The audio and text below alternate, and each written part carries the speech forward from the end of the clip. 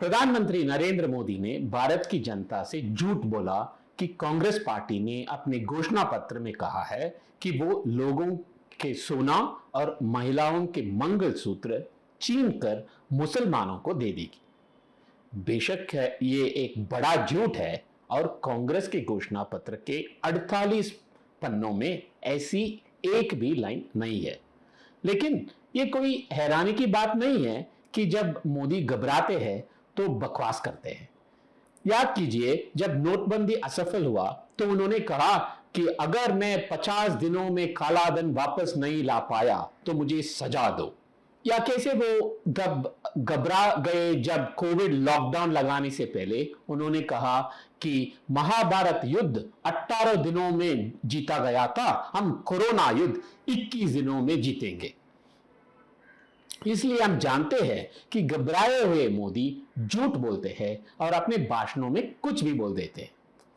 लेकिन कांग्रेस द्वारा हिंदू नारीत्व के पवित्र चिन्ह मंगलसूत्र को छीनकर मुसलमानों को देने का ये दावा बिल्कुल गलत है। ऐसी बेकी बेकी बातें हिंसा को भड़का सकता है और इससे सांप्रदायिक तनाव पैदा हो सकता है। लेकिन साफ शब्द में कहें तो असल में प्रधानमंत्री मोदी ने लोगों का सोना और महिलाओं के मंगलसूत्र छीन लिए हैं।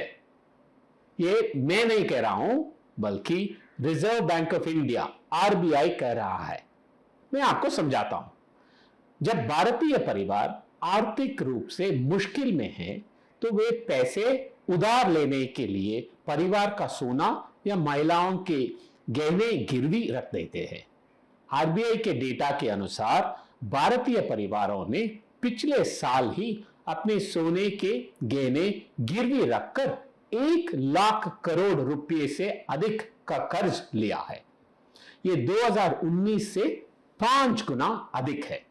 यानी भारतीय परिवार अपने परिवार के सोने को गिरवी रखकर हाल के इतिहास में सबसे तेज देर से पैसा उधार ले रहे हैं।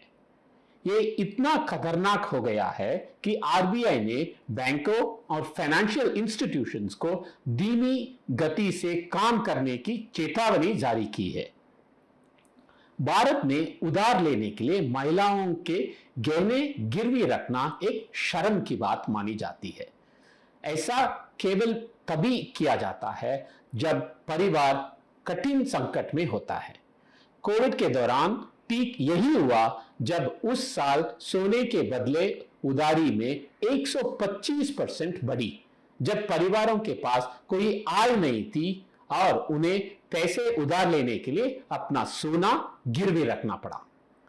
तो जब पिछले 5 वर्ष में सोने की गिरवी रखने की दर में लगभग 5 गुना बढ़ा है, तो ये मोदी जी के कार्यकाल के दौरान परिवारों की आर्थिक स्थिति के बारे में क्या कहता है?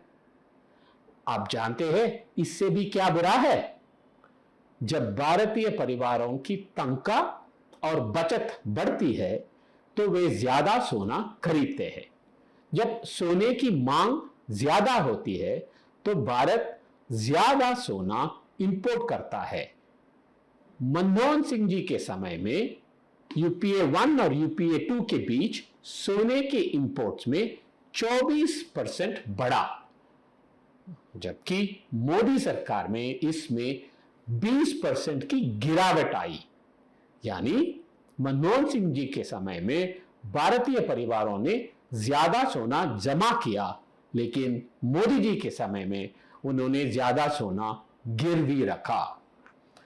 कांग्रेस के घोषणा पत्र में लोगों का सोना छीनने के वादे के बारे में सभी हल्ला मचाने के बावजूद आरबीआई के अपने डेटा से स्पष्ट रूप से पता चलता है कि ये मोदी जी है जिन्होंने महिलाओं के मंगलसूत्र छीन लिए हैं।